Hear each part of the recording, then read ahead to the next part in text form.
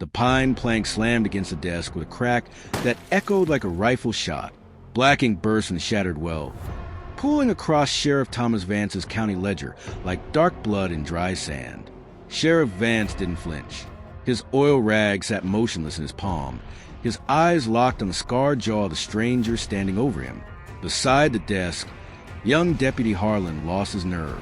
His boots scraped back against the floorboards as his nickel coat cleared leather, the long iron barrel quivering in the warm air, pointed directly at the stranger's heart.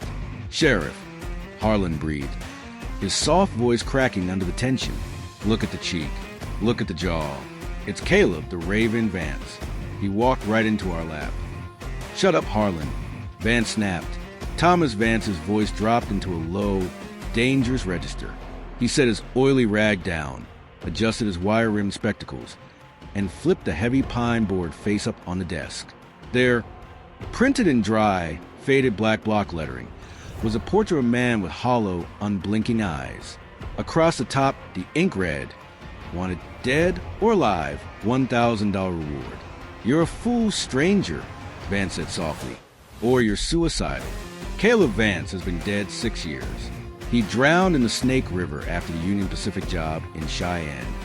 "He didn't drown Thomas," the stranger replied quietly. "He's standing right in front of you, and he wants his $1,000 in gold." Caleb didn't reach for a gun. Instead, he pulled a yellow, folded parchment from his inner coat, a certified land deed stamped with the red wax seal of the Territorial Land Office, and dropped it flat onto the ruined ledger.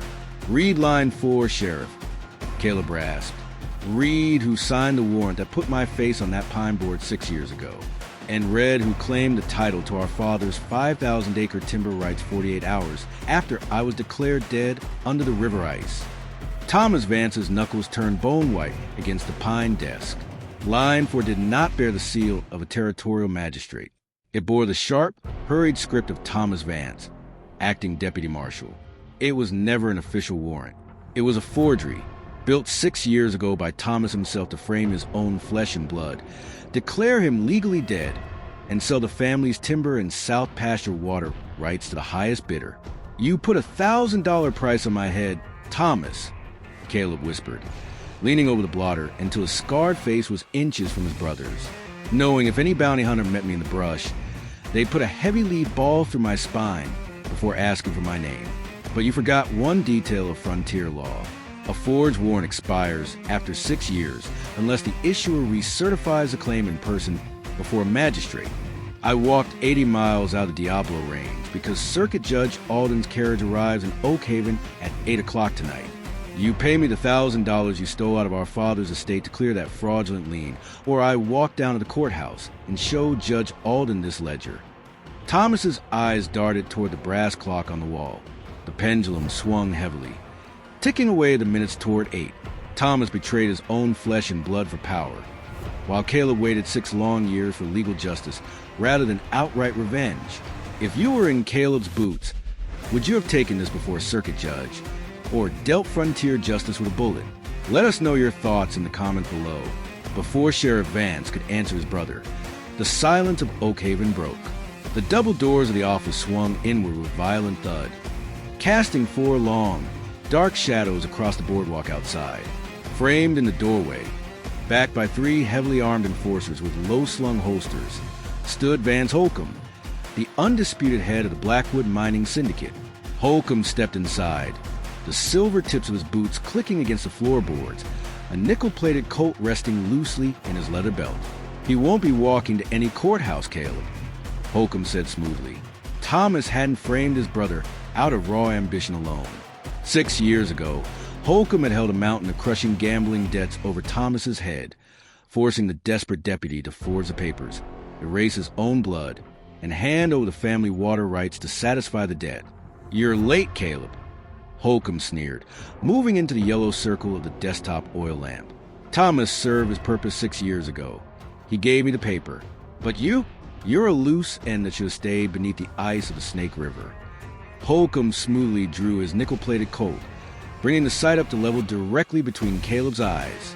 In that brief tick of clock, 6 years of cowardice, shame, and suffocating guilt snapped inside Sheriff Thomas Vance.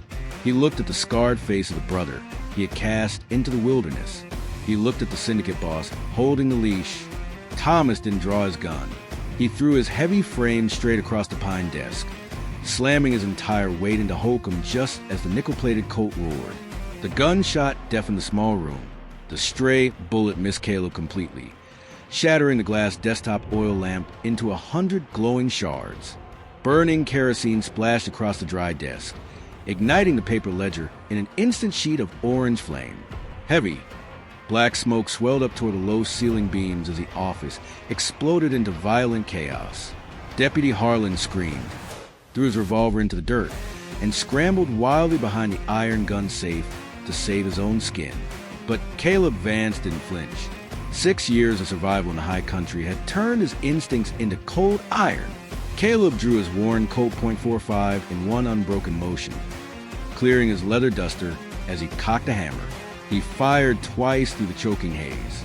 The first heavy lead ball caught Holcomb's lead enforcer square in the shoulder, spinning him backward onto the boardwalk. The second round blew out the rear glass window, shutting down any attempt by the remaining men to flank the room. On the burning floorboards, Thomas and Holcomb hit the wood together. Holcomb snarled, driving his heavy elbow into Thomas's ribs, tearing free from the sheriff's grip. He scrambled to his feet, blood dripping from his nose, and leveled his nickel Colt to put a bullet through Thomas's spine. Holcomb! Caleb roared. Holcomb spun toward the voice.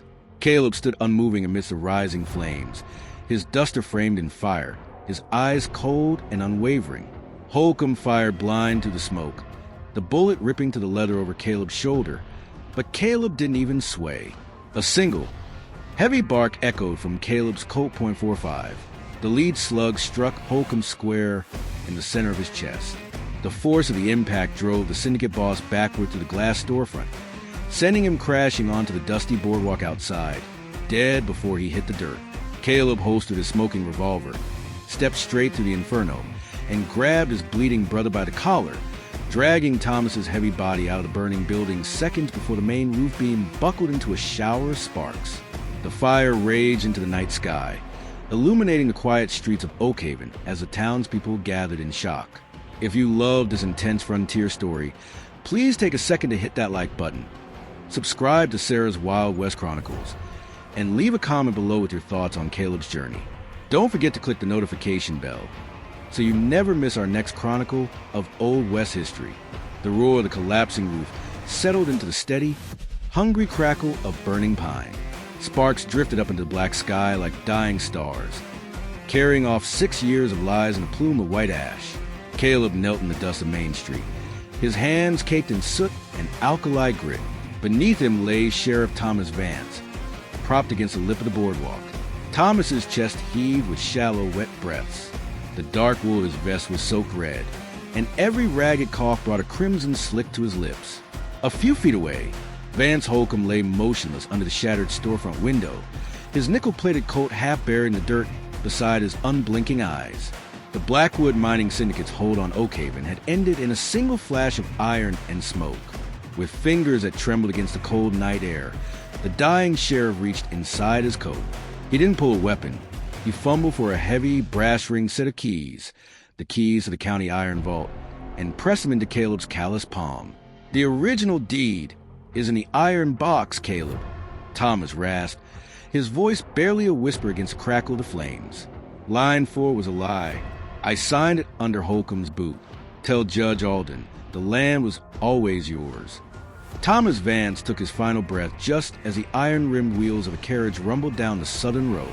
The gathering crowd of townspeople parted in silence as an elderly man with silver hair, carrying a leather carpet bag and wearing the dark wool coat of the Territorial Circuit Court, stepped down into the street.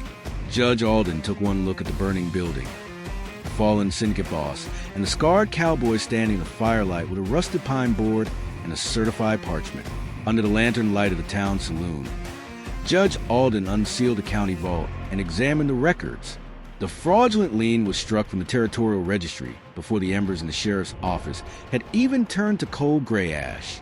Thomas gave his life in his final moments to return what he had stolen, but his betrayal cost 6 years of Caleb's life. Does a deathbed confession truly earn a man redemption, or was it simply too late? Let us know your verdict in the comments below. As the first pale rays of dawn broke over the Diablo Range, the red dust and blood of Oakhaven lay far behind. Caleb Vance rode his bay mare at a slow, easy walk up the winding mountain trail, the cold morning wind carrying the scent of wild pine and damp earth. Below him, the valley stretched out for miles. 5,000 acres of virgin timber, deep creek beds, and rich pasture land that his father had settled 30 years before. He pulled the bay to a halt at the edge of a granite bluff overlooking the south pasture. The ghost that had haunted Oakhaven for 6 long years was gone. He was no longer a fugitive hiding in the high rocks, nor an outlaw with a $1,000 price on his head. He was Caleb Vance, the rightful master of the land his blood had paid for. He reached into his saddlebag, pulled out the weathered pine board bearing his own face, and set against the trunk of an ancient ponderosa pine with above his coat. He struck the wood once, splitting the timber down the middle and letting the pieces fall into the tall grass. The sun cleared the jagged peaks, bathing the valley in golden light. Caleb touched his hat, turned his horse toward the timber cabin in the distance, and rode home. The frontier took almost everything from men like Caleb Vance, but in the end, the dirt always remembers who truly owns it. If you enjoyed this deep dive into frontier justice and betrayal, please take a moment to hit that like button. Subscribe to Sarah's Wild West Chronicles and click the notification bell so you never miss our next full-length story from the Old West. Thanks for watching, and we'll see you on the next trail.